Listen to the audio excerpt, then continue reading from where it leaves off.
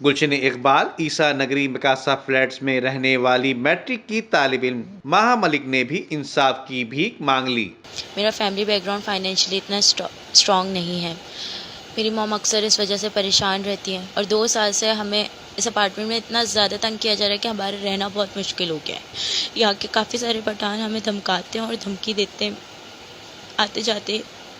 जब मेरी बहन कोचिंग जाती है, मेरी कुछ फ्रेंड्स भी होती हैं, उन्हें भी और मुझे भी धमकी दी जाती है कि हमसे दोस्ती कर लो, हमसे बात करो, हमारी बात मान लो।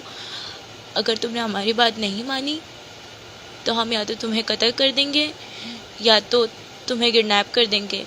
मेरी मॉम अक्सर हमारे घर की पर्सनल इश्यूज़ की वजह से बहुत परेशान रहती हैं। अब वो इस वजह से भी बहुत ज़्यादा परेशान हो गई हैं। ज़ाहिर सी बात है, जिसके घर में 2-2 बेटियाँ हों वो माँ हमेशा परेशानी होती है। मेरे फादर मेंटली तौर पे थोड़े से डिसेबल हैं बिकॉज उनका एक एक्सीडेंट हुआ था जिसकी वजह से अब वो नॉर्मल नहीं रहे। मेरी नानू हैं सिर्फ घर में जो सपोर्ट कर रही हैं हमें। जबकि इस मासूम बच्ची ने खुदकुशी करने की भी कोशिश की लेकिन नाकाम रही। इस बच्ची ने अपनी फरियाद रो रो कर सुनाते हुए कहा, पुलिस वाले भी इनके साथ मिले हुए हैं। मैंने खुदकुशी करने की भी कोशिश की है।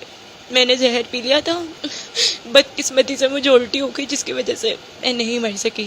मैंने नींद की गोलियां भी खाई, 2 दिन सो के फिर उठ गई। मैं 1 वीक से मैं बहुत ज़्यादा परेशान हो चुकी हूँ। मैंने घर शिफ्ट करने का भी सोचा लेकिन इतना इमीडिएटली कोई घर नहीं मिलेगा। गुलशन इकबाल ईसा नगरी के करीब मिकासा अपार्टमेंट में रहने वाली इस मासूम बच्ची माहा मलिक ने इंसाफ की दरख्वास्त साहिब इख्तिदार से कर दी। Nadeem Siddiqui, M7 news, Karachi.